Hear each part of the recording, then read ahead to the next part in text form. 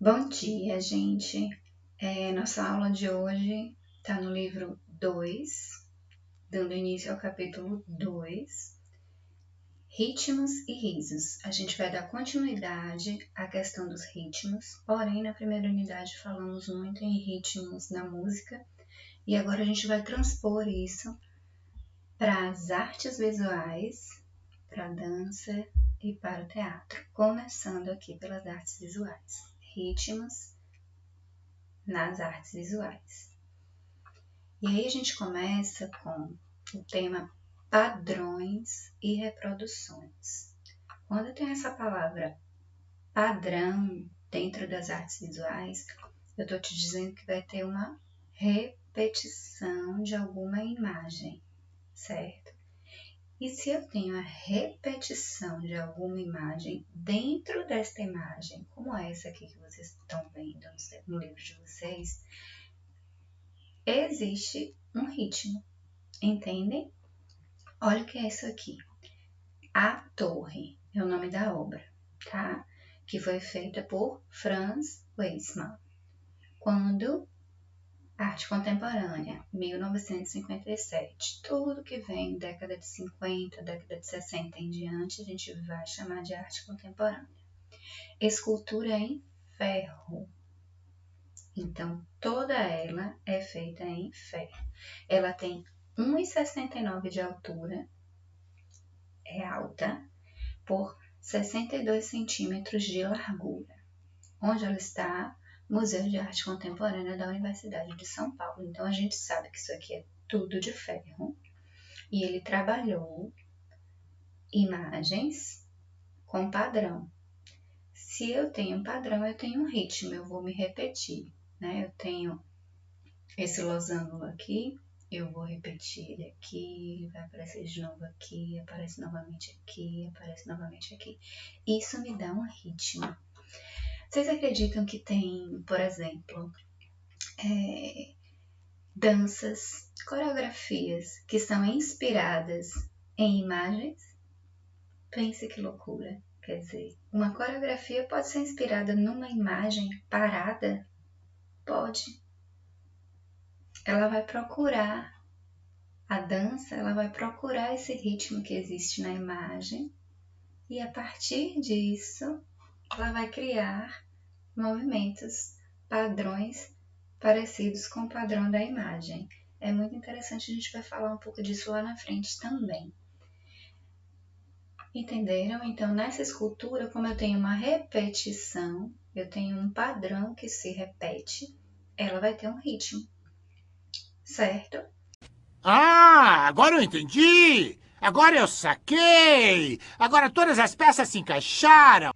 É justamente o que ele fala aqui. Olha só. Uma figura, um desenho ou uma forma simples, quando combinada e repetida em série, compõe um padrão, né? Um padrão gráfico, porque a gente está falando de visual aqui. Os padrões estão presentes em manifestações de diversas culturas. O que é que vem na cabeça de vocês? Como em pinturas ornamentais, estampas de tecido, cestarias e até mesmo na arquitetura. Cada cultura e cada povo costuma ter sistemas próprios de representação visual.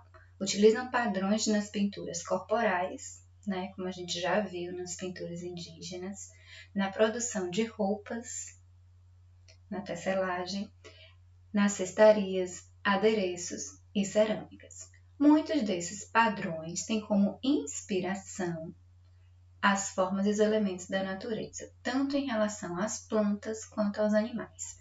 Então, pega esse assunto, padrão, ritmo, vamos trazer lá para a arte indígena.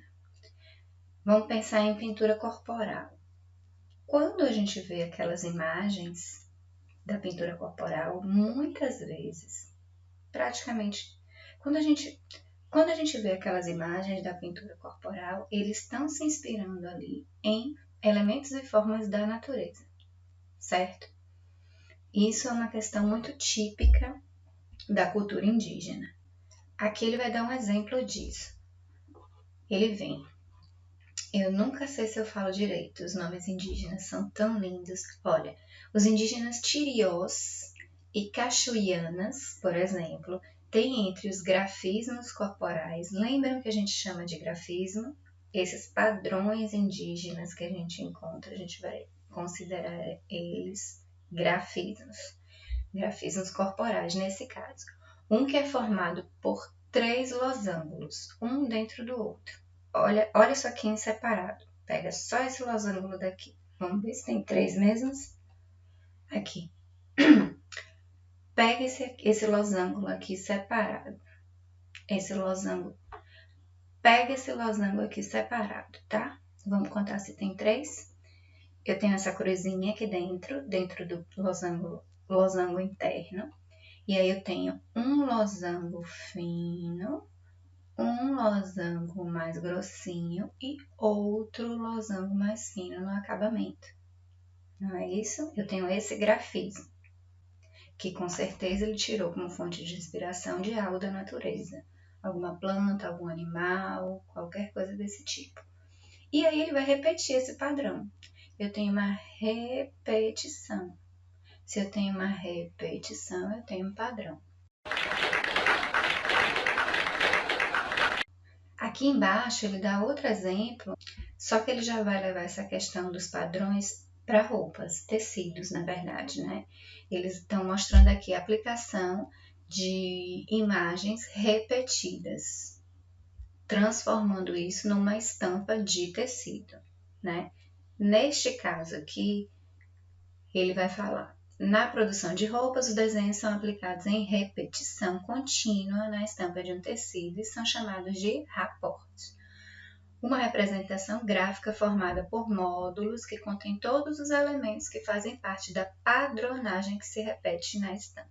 Então, toda vez que a gente vê um tecido que tem um padrão de repetição idêntico, um padrão gráfico idêntico, a gente vai chamar de rapport, certo?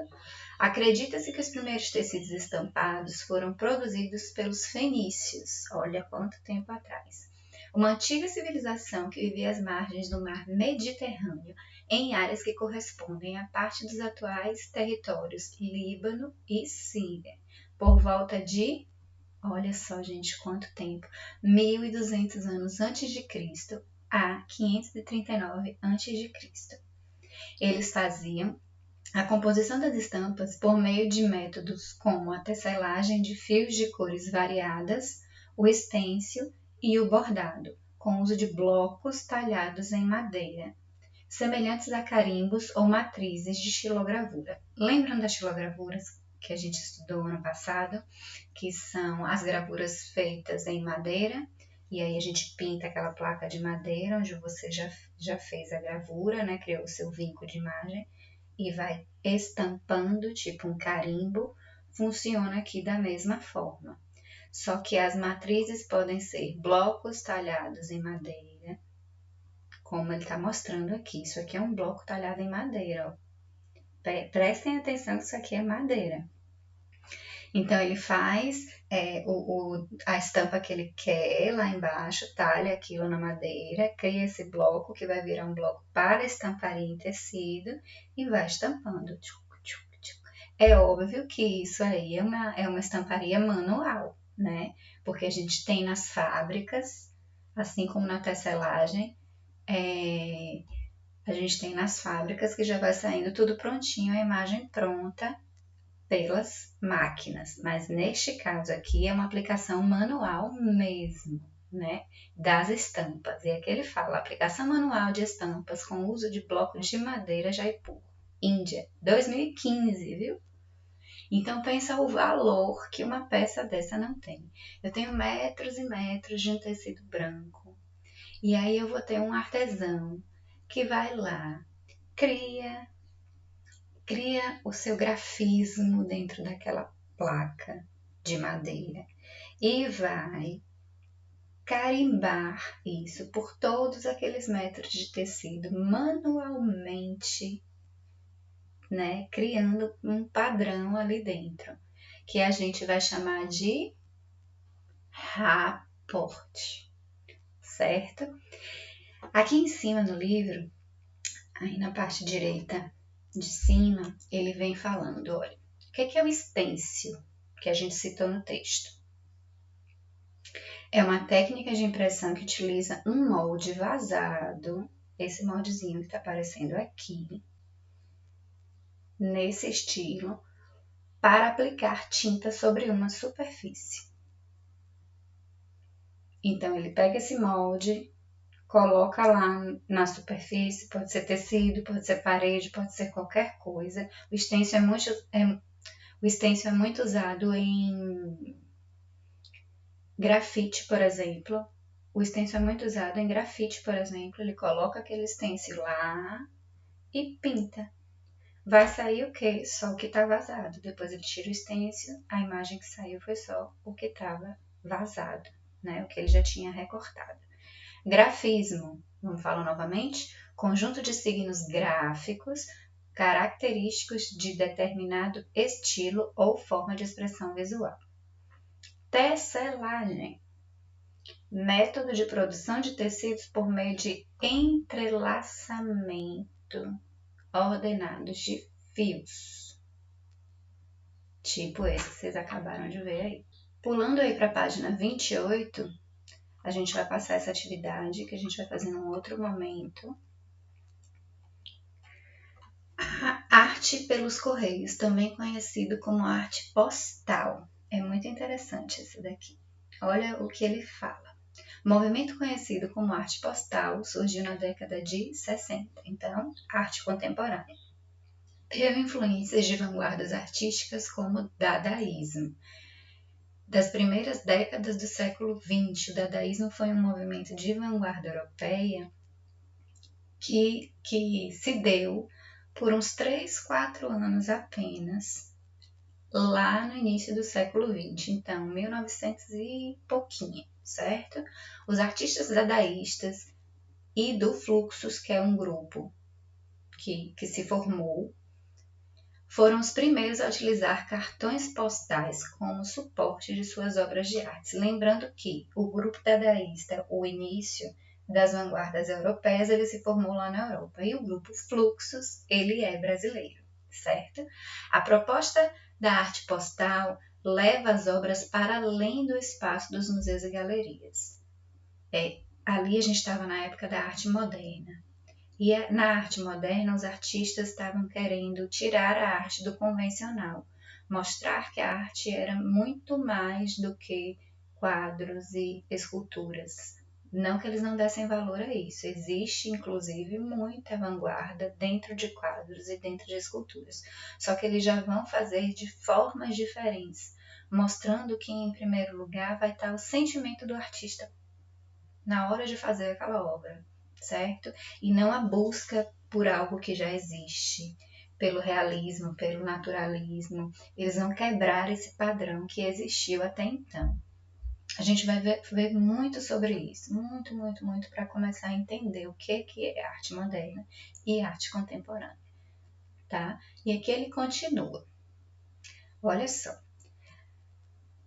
Nas décadas de 60 e 70, os trabalhos de arte postal não eram comercializados, mas sim trocados por artistas de todo o mundo. É literalmente assim, ó, gente. Pensa que isso aqui é uma carta, um envelope. Ele vai lá no correio, coloca o selo, manda para alguém e faz um desenho dele. Olha aqui um exemplo. Essa pessoa recebe, faz o outro desenho dele e manda para outro artista ou outra pessoa, que vai lá e faz o desenho dele também e envia para outra pessoa. Então, ele vai ter um material artístico muito interessante, que primeiro vai ser feito, né, num lugar completamente diferente, que vai ser um envelope, mas eu vou ter ali um pedacinho de arte, normalmente feitas em carimbos, então são grafismos naquele envelope, um de cada artista, um de cada pessoa. E eles podem ali estar falando de algum assunto específico, ou eles podem, cada um estar falando de alguma coisa, e etc. Enfim, é como se forma a arte postal, muito interessante. Trocados entre artistas de todo o mundo que faziam postais em envelopes misturando desenhos, colagens, fotocópias, carimbos. E aqui abaixo ele nos mostra uma obra dessas de Paulo Bruschi que ele chama de envelopoema. Olha aqui o nome, envelopoema. Então eu vou ter pessoas que pegaram, ele já recebeu com esse envelopoema, porque foi ele que começou. Eles pegam e já criam grafismos, ó, com pequenos poemazinhos. Ou não, porque é o que dá na cabeça de cada artista que vai colocar aquilo ali em pauta. No Brasil, as obras passaram a acontecer especialmente na década de 70 e 80. Diante da censura, óbvio que eu fui censurado, as obras de arte do período da ditadura militar, a arte postal era uma das possibilidades dos artistas estarem se manifestando, né? Porque se eu estou tendo um período em que as obras estão sendo censuradas, o artista ele tem aquela vontade de estar falando para o público, ou entre eles, ou produzindo alguma coisa. E esses artistas que se expunham mais contra o regime que estava no momento, eles não tinham muito como fazer. Então, eles começaram a inventar coisas para falar. Muitos deles estavam na linguagem da música e muitos deles estavam na linguagem da arte visual. A gente vai encontrar muitos também no teatro. Depois a gente vai estudar sobre isso. Falando sobre aquela situação, sobre a questão da censura e etc. E essa arte postal foi uma forma de ir contra a censura, né? Porque como era um envelope, passava pelo correio, quem é que vai censurar? O cara do correio? Enfim, não era visto como obra de arte, era visto simplesmente como uma carta. Em 1981, na 16ª Bienal de São Paulo, fez um convite e reuniu postais de artistas de todo o mundo. Participaram da Bienal nomes como Paulo Bruschi, as cariocas Anabela Geiger, Regina Vater, Regina Silveira, etíope brasileiro Alex Valauri e etc. Né? Aqui citando o dadaísmo que a gente falou lá em cima, foi um movimento muito interessante, um movimento de vanguarda, como eu já falei.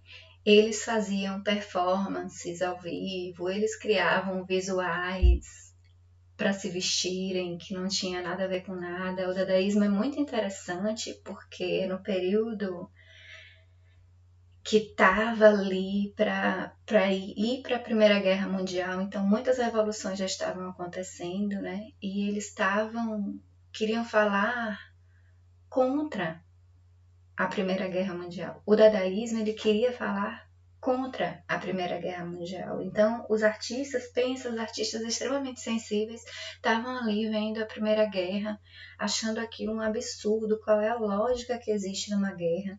O que a gente pode fazer para falar sobre essa irracionalidade que está acontecendo?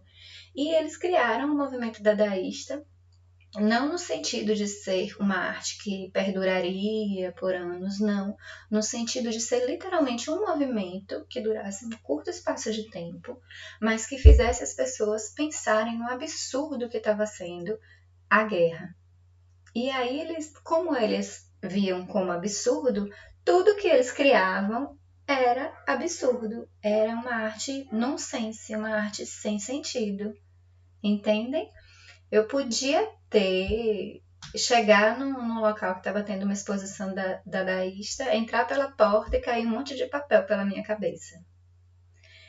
Teve uma exposição em que eles colocaram um escritor famosíssimo na porta, vestido de robô, tipo aquele robô do Mágico de Oz, na frente, distribuindo uns panfletinhos que não tinha nada escrito com nada, tipo palavras soltas, aleatórias. E ele só fazia isso, distribuía aquele panfleto. Era sem sentido, sem sentido. Chegava dentro da exposição, tinha uma pessoa gritando de um lado, a outra rezando do outro, a outra cantando uma música, a outra dançando um ritmo que não estava tocando. Então, coisas que faziam as pessoas ficarem... O que está acontecendo, sabe? O que é isso? O que é isso? Esse povo tá tudo doido? E a intenção era essa. Era trazer esse sentimento de esse mundo está ficando louco, né? Qual o sentido dessa guerra? Esta guerra faz sentido para o povo ou para 1, 2 ou 3 governantes, né? Era um produto para reflexão, eram produtos para te incomodar como observador, que no final das contas queria falar sobre o absurdo da guerra. Este foi o dadaísmo, que é um dos pais também que caminha ali juntinho do surrealismo, que é maravilhoso. Pronto, a aulinha foi essa. Espero que vocês tenham entendido tudo. Quem não entendeu alguma coisa, pode escrever para mim ou pode voltar lá para a sala de aula que eu vou estar lá esperando vocês, tá bom? Um beijo